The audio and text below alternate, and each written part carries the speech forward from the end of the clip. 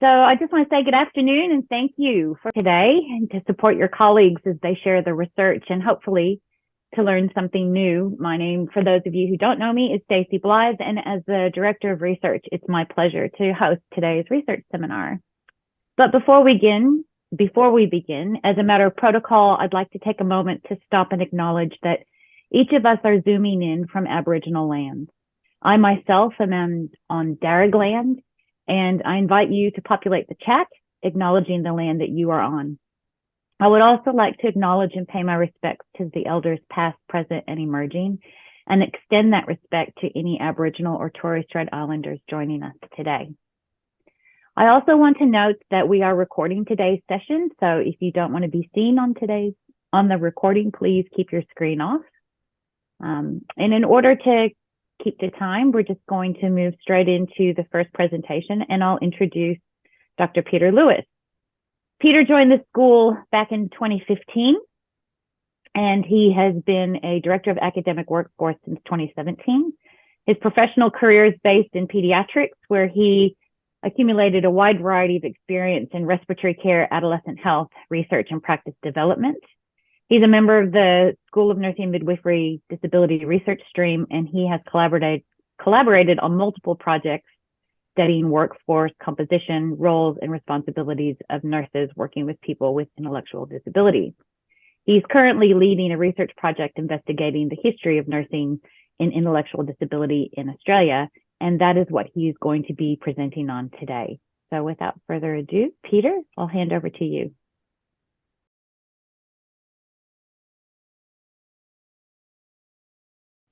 Should be able to see my slides now. Yes. Great. Thank you again, Stacey. I'm presenting today on behalf of myself and my co-investigator, Associate Professor Kath Weston from the University of Wollongong, who has joined us as well online. Before I continue, I'd just like to acknowledge the contribution of the Professional Association of Nurses in Developmental Disability Australia, that's PANDA, who have provided funding for the project and some considerable in-kind support. And I'd also like to acknowledge that this presentation was first delivered at the Australian New Zealand Society for the History of Medicine conference in Adelaide in July this year. As Stacey has alluded to, I've been working with our colleague, Professor Nathan Wilson, in the Disability Research Stream for a number of years now, working on issues to do with workforce in the area of intellectual disability. And the deeper we dug into the nursing workforce, the more trouble we had finding what nurses were doing, what roles they were fulfilling, what titles they had, what contexts they were working in. And I wondered how we got from a situation in the 1970s where nurses were specifically trained in the area of mental retardation, as it was called then, were awarded a specific qualification, the mental retardation certificate, and were eligible to be admitted to their own nursing register, to a situation now where it's very difficult to find them. It's very difficult to find what they're doing and where they're doing it. So the aim of the overall study has been to explore how nursing in the field of intellectual and developmental mental disability got to where it is today.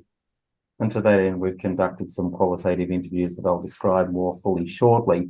But the aim of this presentation is to describe preliminary findings from the study, specifically about nurses' approach to care delivery in large residential institutions.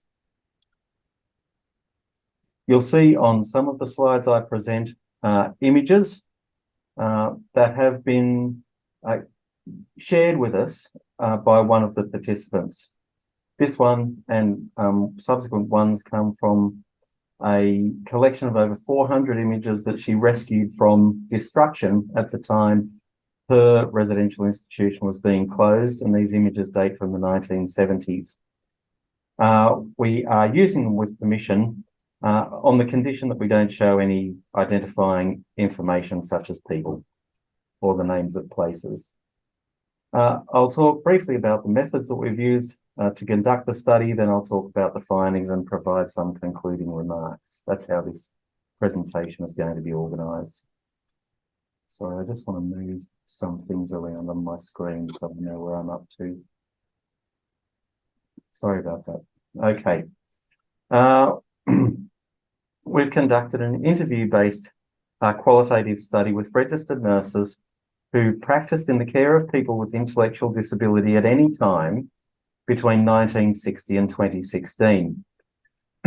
Pardon me, the importance of the date 1960 is that it dates the handing down of the report into the delivery of care at Callan Park in Western Sydney. And one of the recommendations of the report were the separation of accommodation of people with psychiatric disorders from the care of people with intellectual disability. Up until 1960, they had been integrated. Their care had been integrated in single institutions. And the significance of the date 2016 is the implementation of the National Disability Insurance Scheme in its first iteration, of which funding for nursing was absent. Funding for nursing care was absent.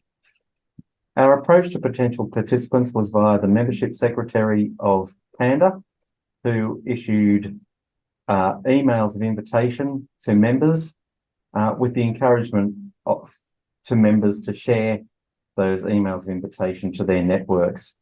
And as a result, we recruited 30 volunteers and completed 24 interviews. We have Human Research Ethics Committee approval through Western Sydney University, and our major ethical consideration was the potential disclosure of illegal activity, specifically historical incidents of abuse or neglect, with these things foremost in our mind because of the current Royal Commission into these sorts of things. So we advised participants via the participant information sheet that any disclosure of illegal activity that hadn't been investigated by the police, we would feel compelled to notify the police about. And fortunately for us, no one disclosed any illegal activity. We're conducting a thematic analysis that is in its early stages and is currently fairly descriptive, so more conceptual work will need to be done to develop a more robust analysis of the information provided in the interviews that we've conducted. I'll present the findings now. I'll describe the participants who we interviewed. Then under the overarching theme of nurses giving people their best lives, I'll talk about initiation into the nursing profession, where participants experience learning the ropes, and then about their ongoing careers in which they went above and beyond the delivery of purely physical or basic nursing care to give people their best lives. We conducted 24 interviews, as I said. 5 were conducted face-to-face. One of those interviews was conducted with a pair of participants for practical reasons and at their preference. The other 3 face-to-face interviews were conducted in the meeting room on Parramatta South Campus of Western Sydney University for 2 reasons. The first reason was practical. It was a central location that we could all attend. The other reason was symbolic, that each of those 3 nurses had served in the Rydalmere Centre, which forms part of Western Sydney University over there at Parramatta. The other interviews were all conducted using Teams. One of the advantages of Teams is that it generates a contemporaneous transcript of the interview. Unfortunately, the transcript that it generates requires a fair bit of work, so Kath has spent a lot of hours making the transcript accessible and legible. Interviews lasted between 70 and 90 minutes. Most interviews we cut off at 90 minutes because although many participants would have preferred talking longer, sort of energy levels were waning, and we had advised them in the participant information sheets that they would be able to engage in a second interview if they wanted to, although to date we have conducted no second interviews. The 17 nurses who first practiced in New South Wales are sort of representative of the composition of PANDA membership. It is heavily dominated by nurses from New South Wales, although there is a growing cohort from Victoria and Queensland, and they're represented in smaller numbers amongst our cohort. And there's also a growing cohort from Tasmania, and no one from Tasmania has consented to participate.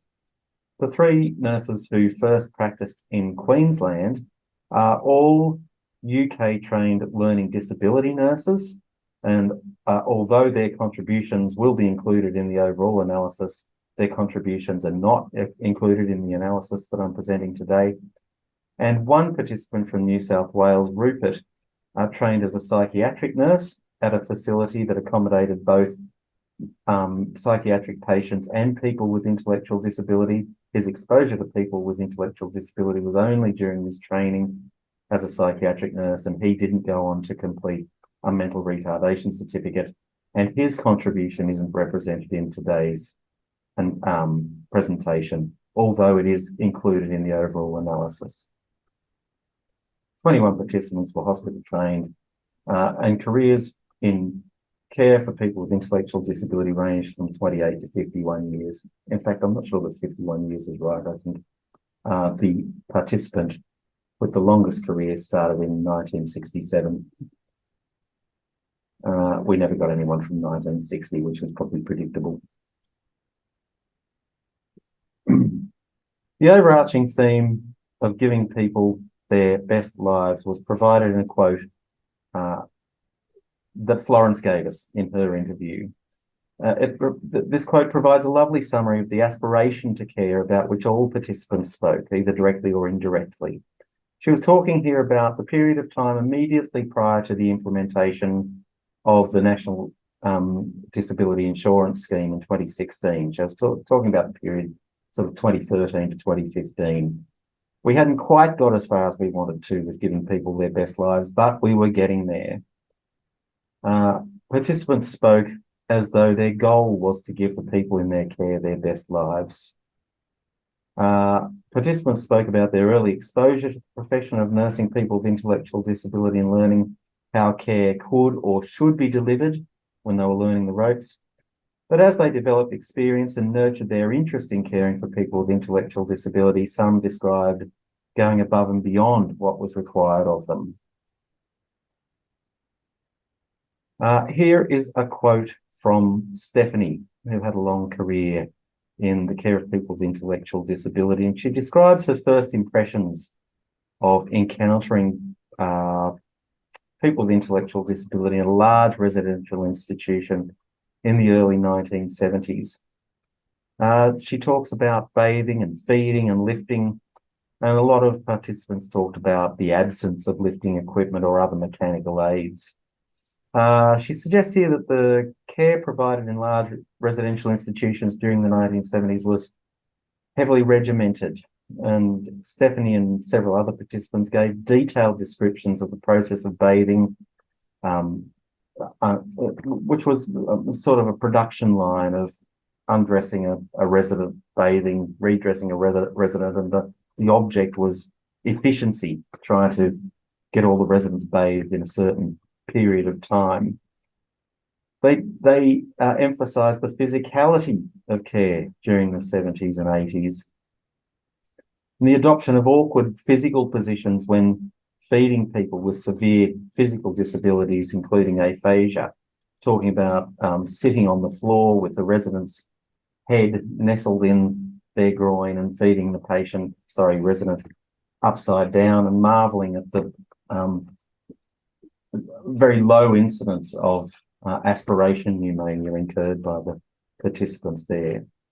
Learning the ropes was mostly about delivering essential physical care that ensured the physical health and welfare of the residents especially those that I've described with severe intellectual disability and severe physical disability.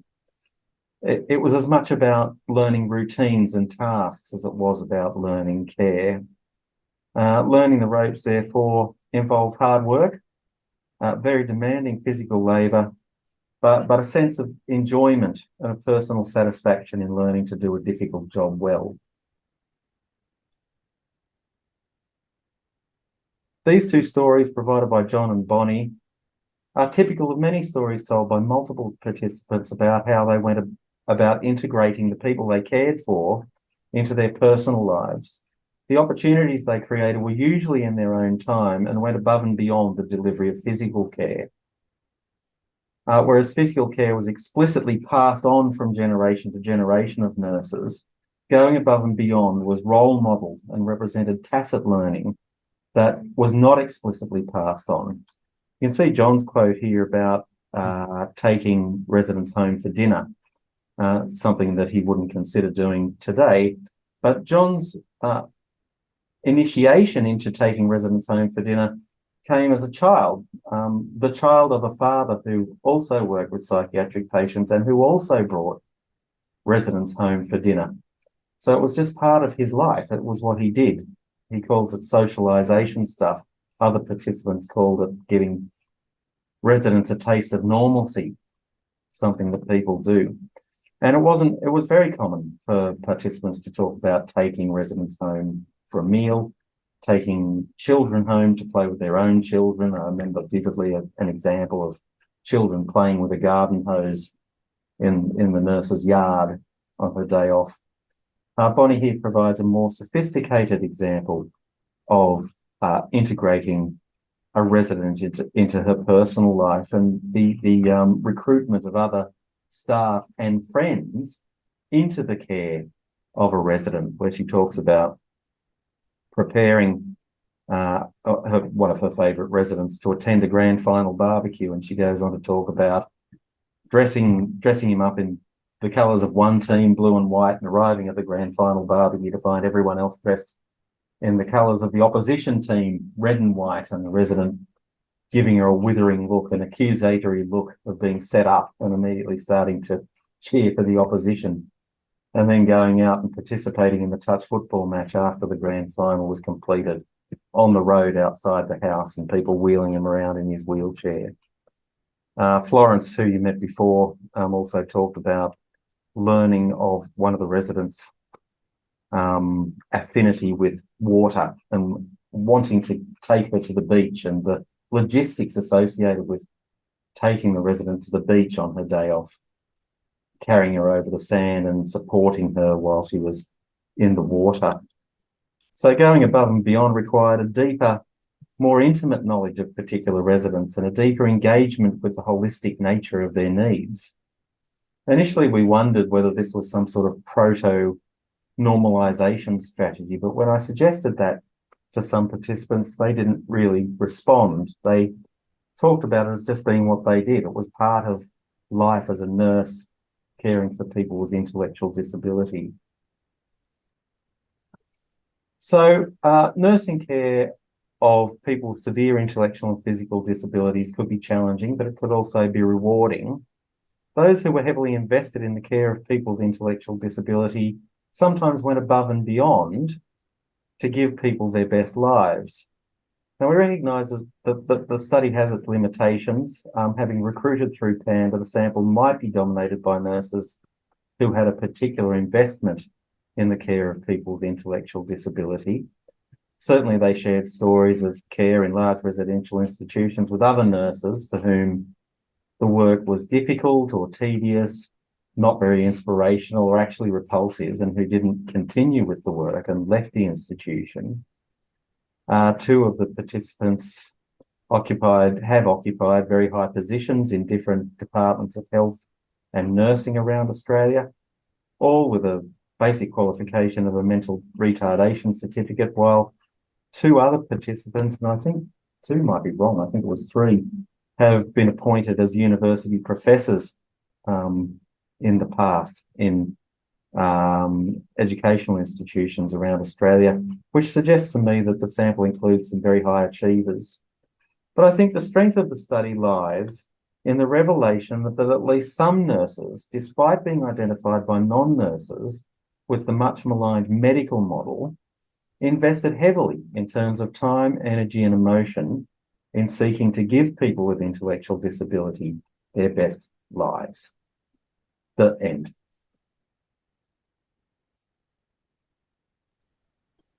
Thank you very much, Peter, for that presentation. We've got a few minutes. I might just open the floor up and see if there are any questions from our audience.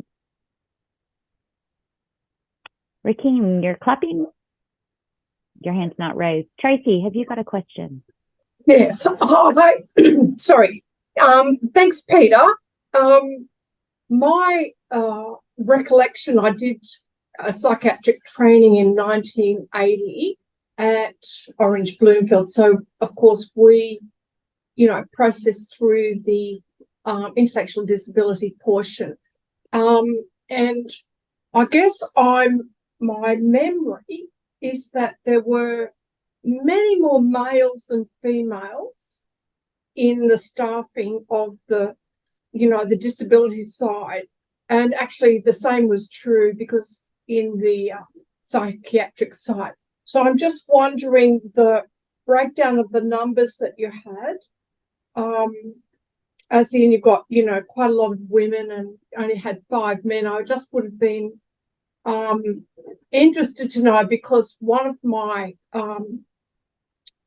overriding memories there was the power dynamic, and that all the nuns were men over 45, 50, quite powerful kind of blokes in Orange in that place. And I now looking back and I think, oh gosh, they were very powerful kind of people. They liked you, you got really good duties. They didn't like you. Or if you kind of back chatted them, it could go badly for you. So it was really a very interesting kind of experience, I would say. Yeah. I don't. Well, it's a perfect purposive sample in the sense that we recruited people who had experience caring for people with intellectual disability. It's a convenient sample in the sense that we went through Panda knowing that we would get people with experience in intellectual disability. My doing the quick calculations in my head while you were talking, the representation in our sample is about 20% male and 80% female, which is still higher than the representation of men in nursing overall. So I don't know what the representation of men in nursing in intellectual disability in those days was, or in psychiatric nursing in those days was. Certainly there's a sense that more men, in the published literature as well as in your experience, is that more men opted for those contexts, but what the proportions were, I can't say off the top of my head. Do we have any other questions for Peter? I would just like to comment, Peter, on the images that you shared. I found those were really, it was interesting to look at those images as you talked about the nurses and the two themes that you came across. And it's interesting that the nurses talked about wanting to give them their best life, but based on what you said, and maybe I heard it incorrectly, they didn't really see themselves as going above and beyond. And that really kind of embodies nursing, doesn't it? Like, we become nurses because we want to help people. We want people to be healthy and live happy lives. And we just see that as the norm. But in the rest of society, that's actually very giving. Yeah, I agree. It was Kath and I who identified that the activities that participants undertook were in excess of what you could reasonably expect, taking people out on your day off, knowing that it meant borrowing a bus, needing a friend to carry a person, navigating wheelchairs and so on. It's not a simple task. It's not as simple as walking down the street and taking someone by the hand and putting them on the public bus. They went to a lot of effort. But I do stress also that there were certainly nurses that we don't want to focus on in this particular study who didn't go above and beyond, and there are nurses in every context who don't go above and beyond. I feel fortunate that we've been able to access the stories of nurses who did.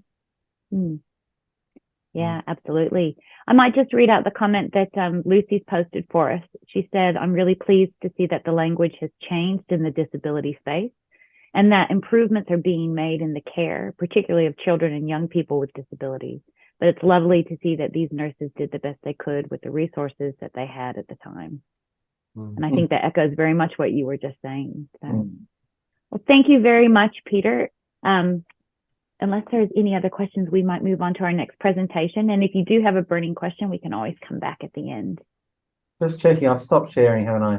Yes, you have. Thanks. Okay, well, while our next two presenters prepare their screens, because we were having a little bit of difficulty before, I will just introduce them when I find my notes. Okay, so our next two presenters are Dr. Diana Jeffries and Eileen Lane.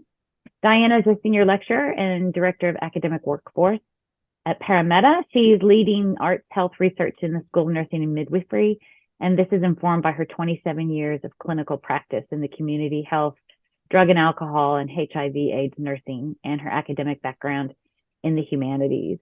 It informs her passion to understand how to implement the principles of person-centered care in education and the clinical area to improve health outcomes. Eileen's an associate lecturer in our school, and she has extensive clinical experience in Australia and Ireland as a registered nurse. She commenced as a general nurse in specialty areas such as gerontology, plastics, head and neck surgery, oncology, palliative care, gastroenterology, rehabilitation, and mental health. Quite diverse. And as a clinical nurse specialist in mental health, she's led quality improvement projects focusing on supporting nurses' clinical skills and knowledge. And she's also led a successful creative activity group project that increased customer engagement in the unit. She's passionate about education, both in the clinical and academic space, and about how educating nurses can help improve emerging adults' mental health and recovery. They're going to present together on the adaptation in the liminal space, using drama to teach communication, empathy, and compassion in nursing education. And we've got the slide sharing correctly, so I'll just hand over to you.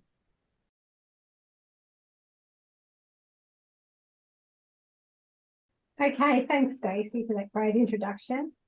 Yes, first of all, what I'd like to do is just acknowledge everyone in the research team, because it's been actually quite a big research team that we've been working on this particular project now. I mean, I think we actually started in 2017 with doing that. So what we thought we would do with this is, I thought the one way we could do it is just to move through the theory quickly and then get on to showing you our film, the Eric Wu project, which I think is the basis of the presentation today. Then after that, Aileen will present on the education program and what we're doing in the future. So let me see, does this work? Yes, thank heavens. So what we're interested in is looking at how we can teach empathy and compassion in nursing. And we're doing it through an arts health project. Now, arts health is important because it's introducing new ways of looking at what nursing is and examining it, and then finding out ways of showing nurses, I guess, what can happen in the clinical space and how they can improve practice. And we embed that in an education program, and it can then be used as a way of getting nurses to reflect on the way that they may be seen by a patient or a consumer, whatever else there is, to talk to them. And we feel this is really important because empathy and compassion are at the heart of nursing practice, and they are the basis of the relationship between the nurse and the patient. So I've often wondered, are these qualities innate? And are they just there because you want to be a nurse? Like you say to first-year students, why did you do nursing? They say, I want to help people. But are they innately empathetic and compassionate? Well, maybe. Or can we teach, or do we need to teach these qualities to nurses and to our students and graduate nurses. And in many cases, I would say that probably not for everybody or for all specialties, but there will be places where nurses may not be feeling particularly compassionate or particularly empathetic towards groups of patients. And I think perhaps one area, especially with our young nurses, might be aged care, because we all know about ageism in Australia, and we certainly know that's the case perhaps in mental health and in other places where, you know, it can sometimes be very difficult to communicate with the patient, and we need to be able to teach nurses how to communicate in an empathetic way in doing it. So how do we do that? Well, one of the things we've been looking at is how do we use drama in nursing education to teach empathy and compassion? So in about 2017 and whatever, we started an integrated review, which we had published, I think, in 2021 in the Journal of Nursing in Nurse Education Today, where we looked at the benefits of nursing education, the benefits of drama in nursing education. Now, I really want to show the Eric Wu project, so I'm not going to go through all the different numbers of articles we found and what we did to do it. You can read that in our journal article, which I'm happy to send to anyone who asks for it. But it was interesting what we found. We found that drama's role in nursing education and in teaching empathy and compassion is actually can do really substantial things. And they are to help students understand the experience of the patient, to help students understand their own professional identity, and to enable students to improve their communication skills and increase students' ability to self-reflect and critically analyse their own practice. And they do that by seeing a scenario and then being encouraged to reflect on how they would deal with the situation. And what you're doing within drama, whether it's used in a live performance, say with actors coming into the CPU or into another space, or through film or through anything else, is to then to do that is to ask them to talk about what actually happened and how they would believe they could do it a bit better. And because you're doing it in a simulated environment, and this is very much about simulation, you're doing it in a liminal space. And the liminal space is that in-between space, that space between reality, space between, you know, sitting in a classroom and going out on practice. It's the in-between space, a space where they can almost play with who they are and make mistakes, and where it's not going to really hurt anyone, where there's not going to be any consequences.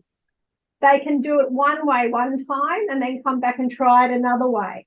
So they can practice who they are and what they're about within that particular space.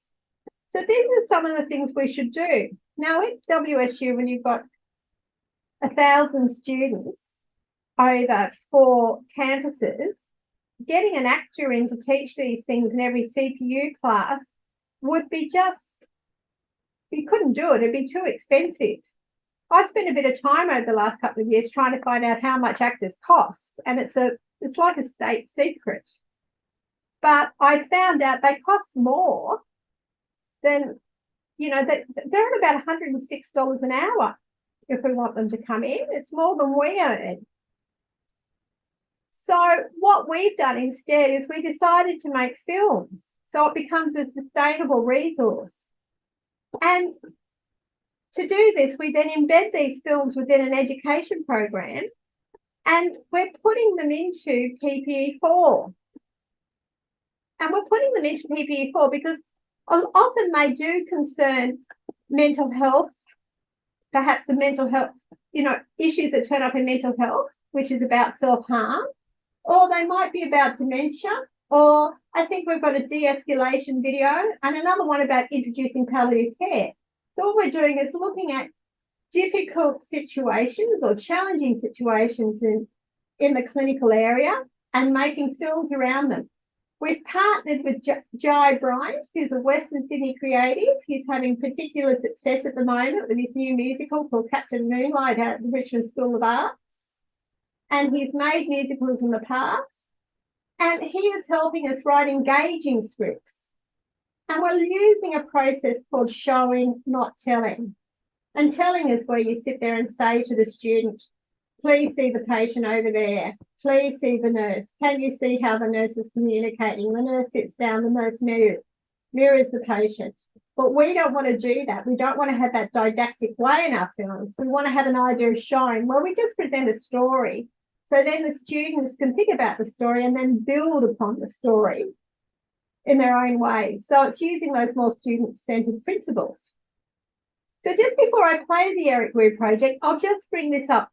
This is the original part of the Eric Wu project that Aileen will recognise extremely well, that went into the mental health, promoting mental health and wellbeing. This is where it started. From this particular slide, this is a slide that's used in the mental health program, and this is the case study. And this is what's presented to the students to look at. And, you know, we'd argue that, you know, it's a good case study. I think it's an attractive slide, but is it memorable?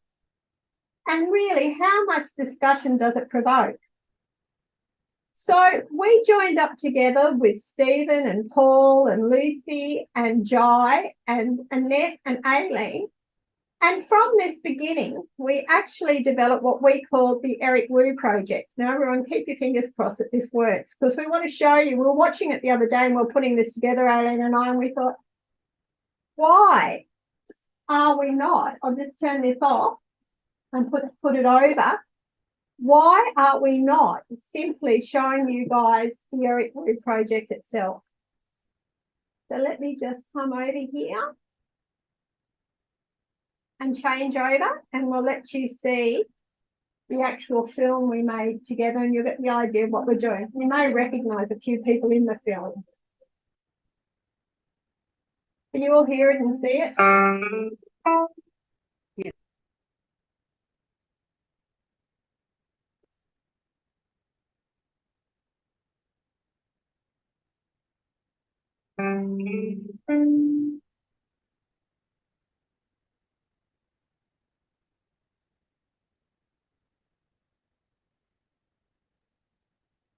Well, that's 3 hours I'll never get back. This was the worst day of my life. After spending hours and hours working on that case, the senior partner comes into my office and slams me, tells me that I have lost the plot and I'll never ever make it in this firm. What am I supposed to do after that? Just go home to my mother and listen to her how I should live my life? I had been really down lately, wondering where my life is going, but I never thought that things could be worse when she What's going on here? came along. That's his mate. Everything all right? No? All right. So, another long night by the looks of this. Emily, what are you doing, Pete?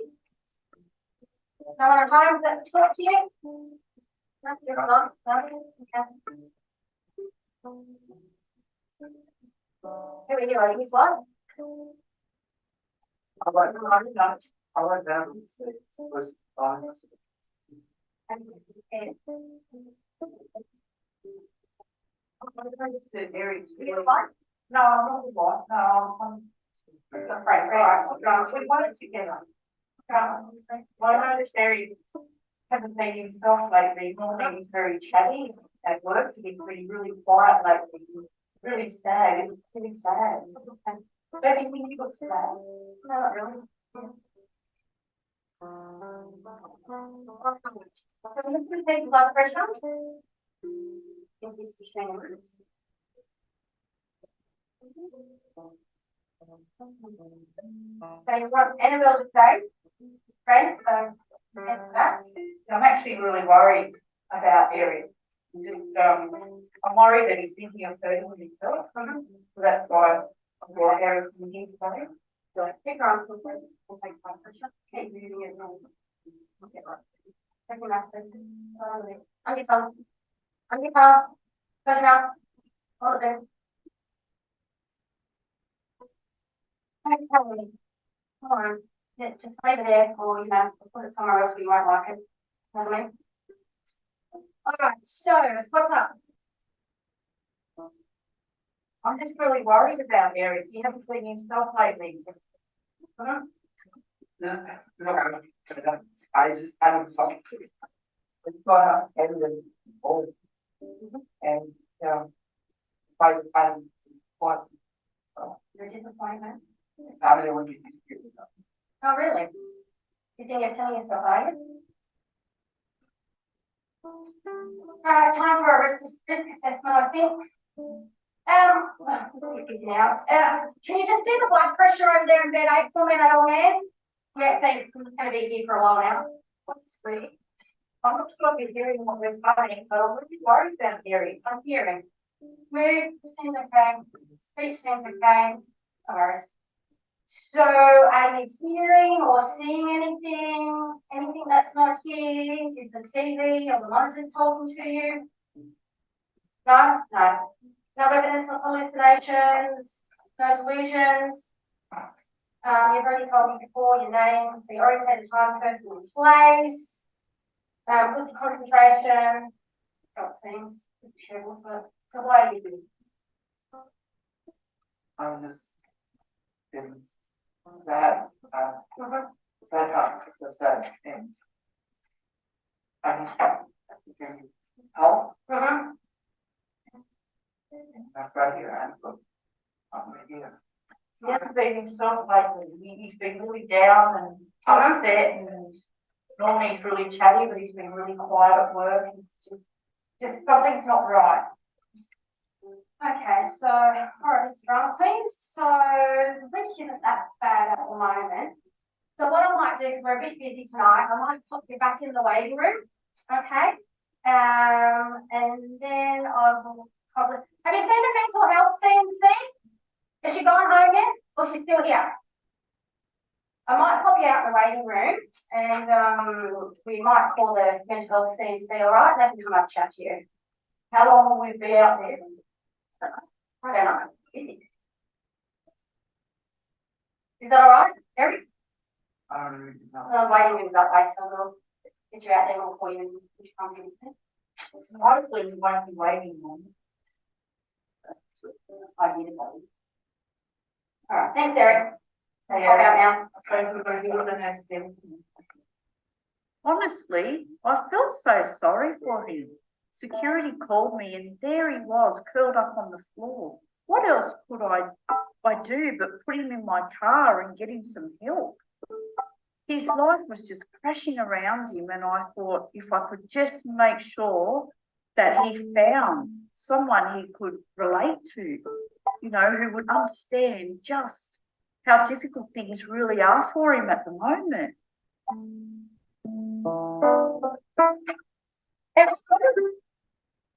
Hi, Erin. My name's Linda. I'm one of the triage nurses working here today. Nice to meet you. Sorry. Oh, sorry. I didn't catch your name. Who are you? Hi, I'm Annabelle. Hi. Hi. I'm a friend of Eric's. We actually work together. Oh, that's great. Thanks, Annabelle. Eric, are you happy for Annabelle to sit in while we have a little chat? Yes, it stays with me. Okay, that's great. Sure, no problem. So while you're having a seat here today, so I've asked you a few questions. So how can I help you today? Or let me change my question. Sorry. What's been happening to you that brought you in the hospital today? I don't even know where to start. My head feels going worse. I can't even think straight. Okay. All right, that's a good start. So what I'm going to do is I'm going to take the blood pressure in your arms. And we'll start from there. How's that? Okay. Great. Thank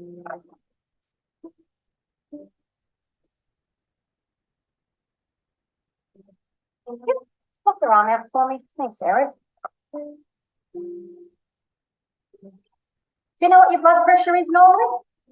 Okay. Let me guess. All right, you still have a spot. Like that one. All right, so while we wait for that, let's get the radio.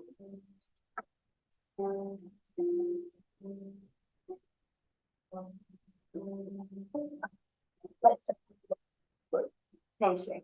So, as you were saying, what brought you in here today? I'm joining him here. I actually, yeah, it's okay, Eric. I don't know where to start, sorry. I know. I actually drove Eric in today. I wasn't sure, you know, how to help him. I thought that the hospital is probably the best place to take him. Eric, would you like me to tell the nurse about what happened to you at work today? Yes. Well, I work with Eric, as you know. One of the security guards at work informed me that he saw Eric going into the toilets crying. He's not sure if he didn't really feel comfortable going in to see Eric, so he asked if I could go in and see if I could help Eric. So when I went into the toilets, I actually found Eric crying, laying down on the floor. I tried to get him off the floor, but I couldn't. And I tried talking to Eric, but I couldn't get anything out of him because he was so upset. He was actually sobbing and sobbing. So I've known Eric since he started at the law firm a couple of years ago as a junior lawyer. And it's really, really so sad to see Eric this way and see him like this. I really couldn't stop him from crying. I tried, but I couldn't stop him from crying. I was just so worried when Eric said, he said, I want all this to stop. I've had enough. I really want all this to stop. I've had enough. Okay, thanks, Annabelle.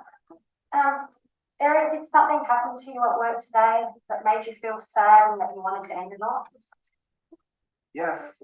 After spending hours and hours working on the case, the senior partner comes into my office and slams me, tell me that I've lost the plot and I will never ever make it in this firm. Well, Eric, you've had really some week at work, haven't you? I can see why you're feeling distressed and overwhelmed. I'm really glad that Annabelle's here for you, there for you actually while you're at work. So when you're at home, do you have anyone like Annabelle to support you? Anyone that's there for you the way Annabelle supports you? Go on, Eric, tell the nurse. She might be able to help you. Nurse, I have a very loving family, but I don't think they understand. They just don't. Okay. What do you mean they don't understand? What is it that you want them to understand? My mom, I'm never enough for her. It's not enough that I got good marks in my HSC. It's not enough that I went to uni. It's not enough that I became a lawyer and have a stable job.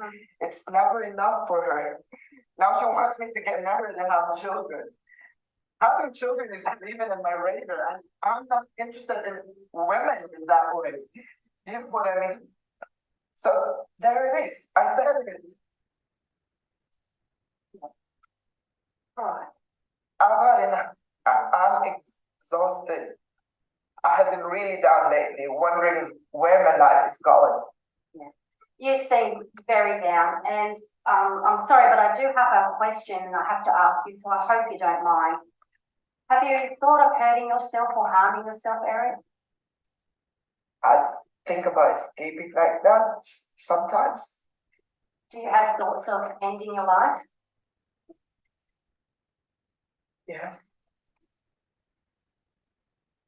All right, Eric. So from what I've heard and what we've talked about today and what you've told me, I think we need to get you some help.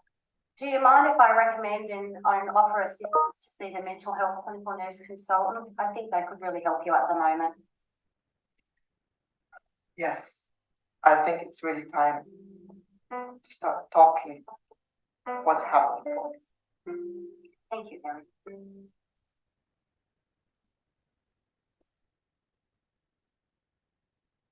I'll just show you the team. And that's the team we want it to be. Okay, so I'll now hand over to Aileen and she can let you know about our education program that's gone along with this.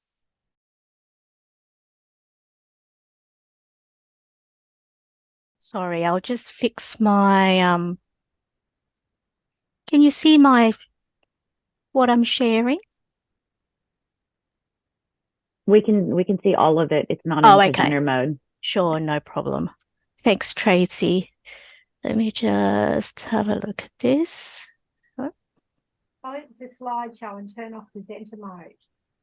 Slideshow, yeah. And then turn off, I think let's try this one. Yep. Yep. How's that looking? Yes, we can see your slide. Great. Okay. Okay, so again, you've heard from Diana. My name's Aileen. Before I actually start, I should introduce myself. So I'm Aileen Pamanag-Lane. So I'm involved in this with the PPE4 units and also having to kind of start the Eric Wu project with Diana and the team. So as registered nurses, we come across, caring for individuals who experience mental illness or mental ill health, regardless of the specialities that we actually work in. So the mental health undergraduate program at the moment, or the subject, gives the second years the theoretical knowledge needed to care for individuals with mental health problems and mental illness. But combining this with the PPE units then gives that greater relevance to, especially for an adult learner, when we look at how the different types of adult learners, when there's visual learners, auditory, kinesthetic, and also the reading and writing side of it. So when you look at this project, it kind of encompasses all of these types of learners, therefore increasing that engagement as well. And, I like the idea of looking at the students' faces and having that aha moment when they kind of think to themselves, oh, that's starting to make sense for me. So for this module, we kind of wanted to create an education package, both for the student and the staff, to actually really more help staff members to conduct the tutorial with consistency and allowing the students, which allows the students to get the best experience from this method, using the drama and the reflection, and really making it easier for students to ask those difficult questions, and actually also to allow them to make mistakes. So the objective of the module is having a better understanding of how to communicate with an individual with mental illness or mental ill health. Also, they'll start to develop an understanding of the mental state examination and the risk assessment using role play, and also practicing those difficult conversations. And they'll also develop this knowledge and skills, applying genuine therapeutic engagement with individuals through simulation and debriefing. So the first stage really was to get students to think about risks when they did see this film. So we wanted to encourage them to, we actually want that really good space to create a safe space of learning about risks. And we also want to encourage the students to really think about providing that therapeutic relationship and that therapeutic environment that's built on respect and trust and compassion. So what you have here at the moment, these are just some of the steps that we used in the class. So the first thing is that we actually have an Eric Wu study case. So we encourage students to read that first, just have a read of it on their own individually. And then the tutor actually gets to show them the video, what you just have seen, where the very first one was not very therapeutic environment for Eric Wu. And then the second one gives them a little bit of an idea of what good therapeutic relationship is in the second video. After that, watching the video, we give each student a script of the Eric Wu video. We divide them into 4 groups, and each of those students will take on a role. So they could either be Eric or Tanya, Annabelle. And then the 4th person will be an observer who will be taking notes. And if time allows, we kind of encourage them as well to change each of those roles and to actually play those different roles as well. So after we've done that, with the role play, we start to get them, the tutors will get them into this mode where they start learning about not learning about the reflection, but reflect on what they actually saw and how they felt about it, wanted to really evaluate it and what sort of action plans they would need to do as clinicians or as registered nurses in this safe space. So allowing them to actually, make mistakes if they make mistakes, and the tutors will actually correct those mistakes. So we really want to encourage that safe space in PPE.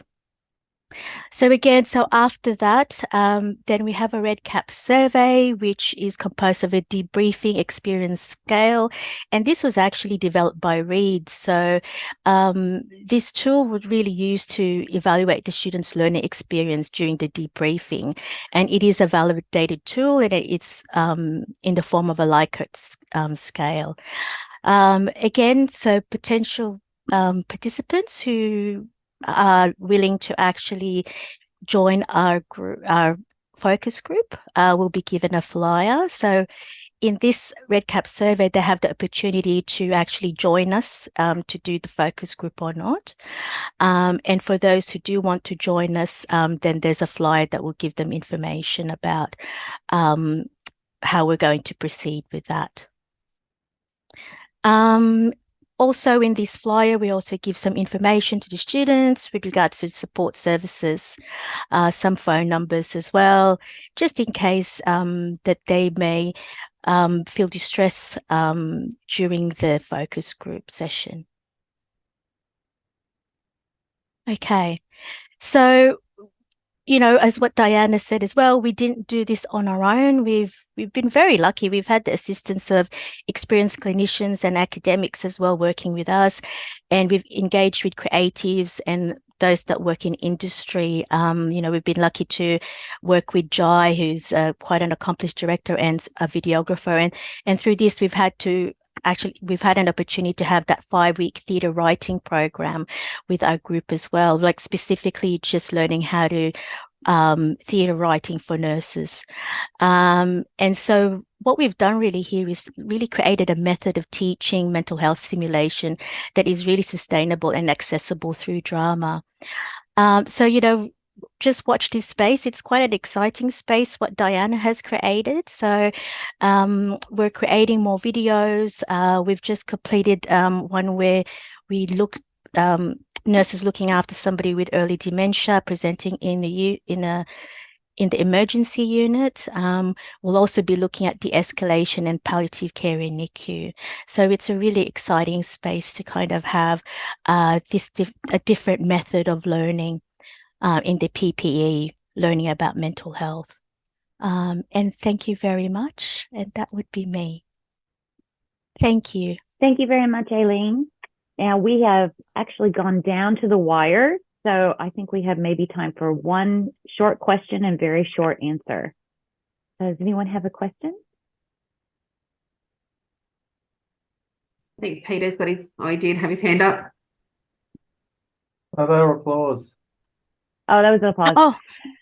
Oh, look, I think I have to say I'm very impressed with the acting ability of our colleagues. We have some secret talents that are there. And I think that this is a really wonderful resource. I think it's also really great the way that you've worked as a team and that you've managed to publish about it and to progress it in such a way that other people can see what we're doing and implement it into their teaching and learning strategies as well. So we really are at time, and I don't want to develop a reputation for going over. So I want to thank everyone for their time today and invite you to attend the next Dean Research Seminar, which should be in your calendar. Thanks to the lovely Sarah Rossi. I want to say thank you to Sarah for organizing everything and keeping us on track, and wish all of you a great day. Take care.